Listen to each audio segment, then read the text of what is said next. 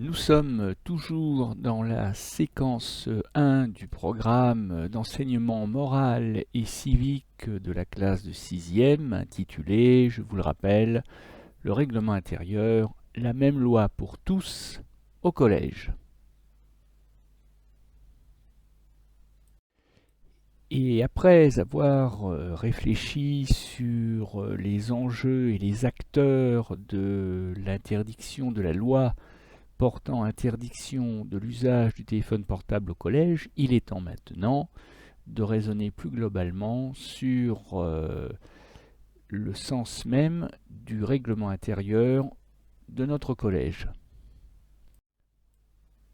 Autrement dit, grand C, mes droits et devoirs au collège Charlotte Delbault de Tronget. Et comme le montre la petite image en 16/9 sur la diaporama, ça veut dire que en tant que collégien, chacune d'entre vous possède des droits, mais aussi, et je vais revenir également là-dessus, des devoirs au sein du collège Charlotte Delbault. Mais avant de s'intéresser particulièrement aux droits et devoirs des membres du collège, encore faut-il s'interroger sur l'identité des membres du collège. Autrement dit, qui fait partie de la communauté scolaire du collège Charlotte Delbault de Tronget. Et pour nous permettre de répondre à cette question, eh bien, un premier document qui correspond à un article du journal La Montagne, où l'on aperçoit notamment une photographie qui nous montre des membres de la communauté scolaire qui manifestent pacifiquement, paisiblement devant l'entrée du collège. On reconnaît l'ancien portrait de Charlotte Delbault, je dis ancien puisqu'il a été changé à la dernière rentrée, mais on reconnaît bien Charlotte Delbault. Et d'ailleurs, vous reconnaîtrez peut-être certains élèves, parents d'élèves de cette manifestation. Et cette manifestation s'est déroulée fin juillet 2021 pour protester contre la non-ouverture en termes officiels ou concrètement la fermeture d'une classe de 6e à la rentrée. Et du coup, les parents d'élèves associés aux professeurs ont manifesté parce que ça voulait dire que pour la classe de 6e restante, eh bien, les conditions de travail allaient être beaucoup plus difficiles. Ce n'est pas le motif de la manifestation qui a retenu mon attention, même s'il s'agissait en soi d'un petit événement, parce que c'est pas si courant de voir des manifestations devant la porte d'entrée du collège Charles Delbault. C'est un événement marquant de l'histoire de notre établissement, mais c'est pas tellement la raison qui m'intéresse que les participants. Parce que là, cette photographie nous permet de réfléchir sur qui fait partie de la communauté scolaire de Charlotte Delbault. Et donc, en fait, comme on le voit, sans surprise, parmi les membres actifs, si j'ose dire, de la communauté scolaire, on va trouver des élèves, ou des futurs élèves, ou pourquoi pas d'anciens élèves même, les professeurs, naturellement, puisque ce sont les professionnels, les professeurs et les personnels de l'établissement, les ouvriers d'entretien par exemple, l'administration de l'établissement, mais aussi les parents d'élèves, même si les parents d'élèves ne sont pas amenés à séjourner quotidiennement dans l'établissement, contrairement à leurs enfants, les parents d'élèves font partie aussi de la communauté éducative. Et puis, comme l'indique le texte sous la diapo, là, on a aussi les maires du secteur, puisque le collège recrute sur 8 communes, Hein, vous le savez aussi bien que moi, hein, si vous venez d'une commune qui n'est pas celle de Tronget, mais aussi la conseillère départementale, en l'occurrence Madame Lacarin, qui se sont joints à la manifestation parce qu'ils sont aussi des acteurs. Alors certes, on va dire épisodiques dans la mesure où ils ne sont pas présents physiquement régulièrement, mais des acteurs importants néanmoins de la communauté scolaire de Charlotte-Delbos, qui ne se résume pas à sa petite vingtaine d'adultes et à ses 150 et quelques élèves présents au quotidien. Et d'ailleurs, si on s'intéresse à la composition du conseil d'administration du collège, qui est un peu le gouvernement du collège, l'instance décisionnelle de l'établissement, eh bien, comme on peut le voir sur ce document, le CA, le conseil d'administration, est présidé par le principal de l'établissement. Bon, ça c'est tout à fait normal. Mais on précise qu'il est aussi composé de membres de l'administration. Bon, dans notre collège, c'est vite vu puisque les membres de l'administration, on n'a pas de CPE, on n'a pas de principal adjoint, donc on a juste la gestionnaire et la secrétaire d'établissement, mais aussi du personnel éducatif, donc là ce sont les représentants des professeurs d'établissement.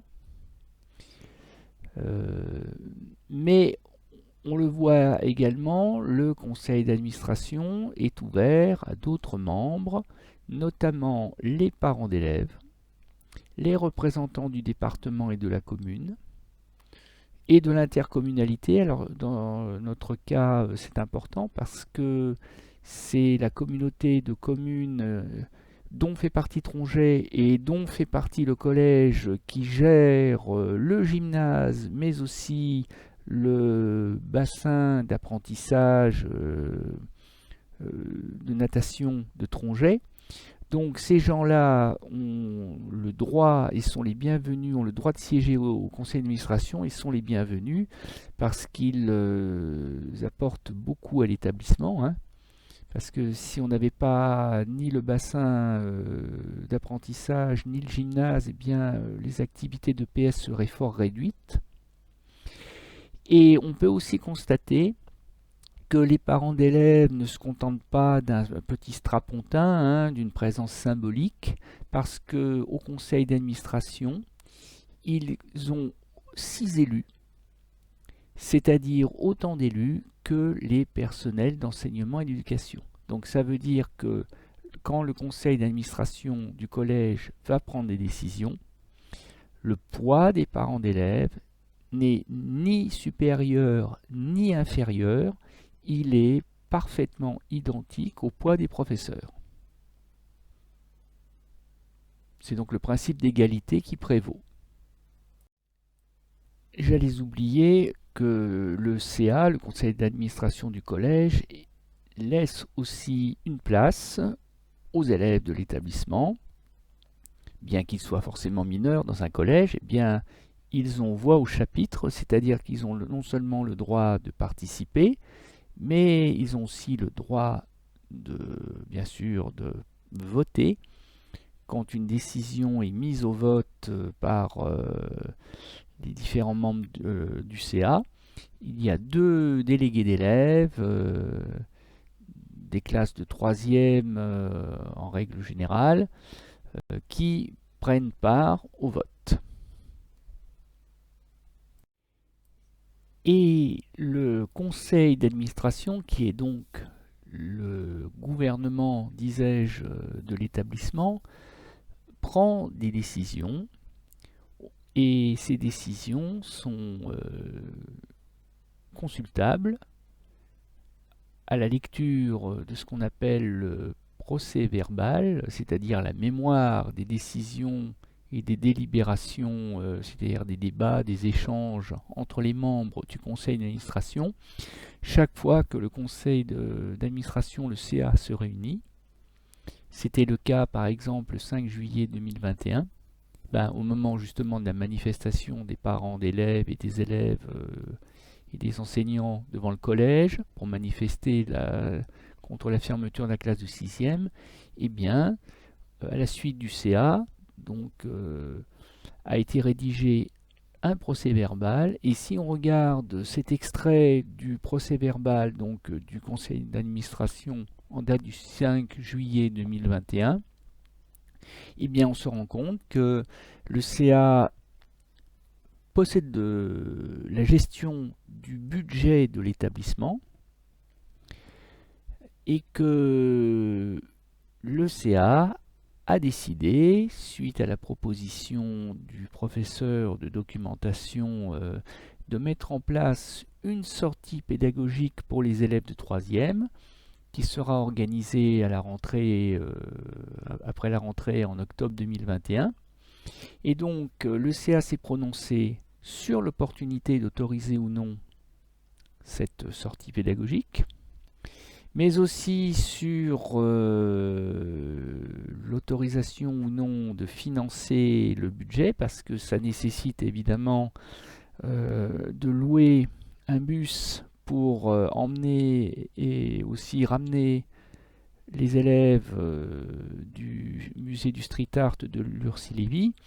Voilà, et donc c'est le CA qui décide ou non de l'autorisation de financer cette sortie. Et là, on se rend compte que parmi les 14 membres présents, il y a eu un accord à l'unanimité. Et donc, à partir du moment où le CA valide le projet de sortie et son financement, eh bien, le projet pourra être mis en œuvre à la date et selon les modalités prévues.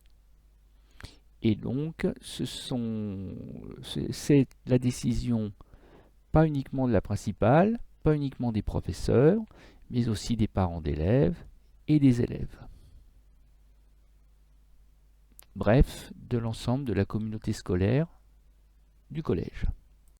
Alors, pour que la liste des acteurs de la communauté scolaire du collège soit tout à fait complète, il faut également ajouter des intervenants extérieurs qui viennent ponctuellement, une fois par an, parfois un peu plus, parfois un peu moins, il n'y a pas d'obligation, des acteurs qui viennent à votre rencontre, en particulier rencontre des élèves.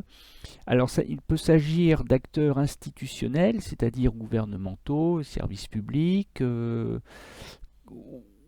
ou par exemple de la défense nationale, et c'est ainsi par exemple qu'il y a quelques années, ça reprendra peut-être une fois qu'on sera sorti de la pandémie de Covid, eh bien la Marine nationale viendra peut-être rencontrer les élèves de 3e pour leur présenter les différents métiers qu'offre la Marine nationale dans le cadre de la présentation des métiers de la défense nationale.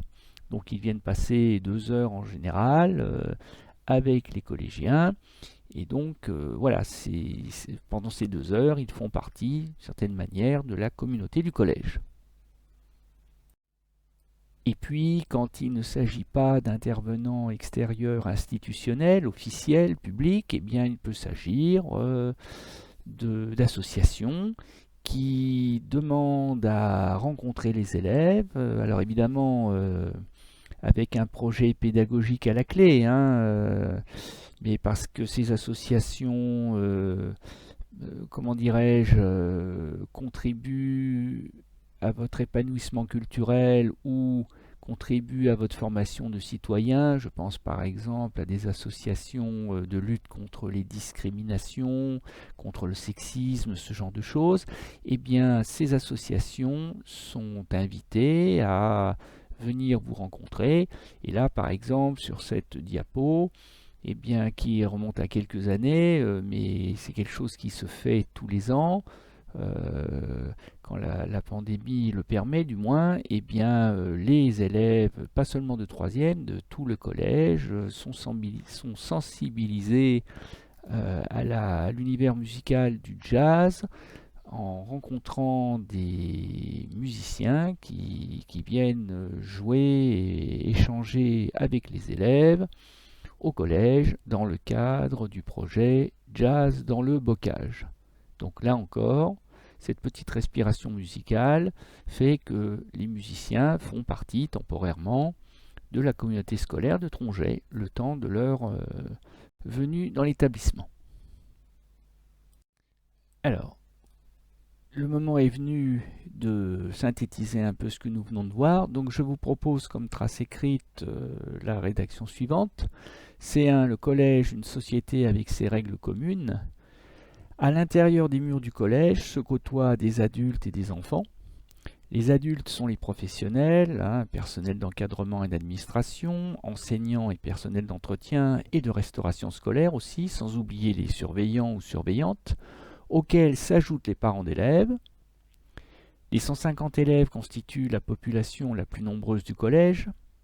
Le collège forme donc une société et c'est cette classe autant de micro-sociétés qui s'interpénètrent à l'occasion des récréations notamment.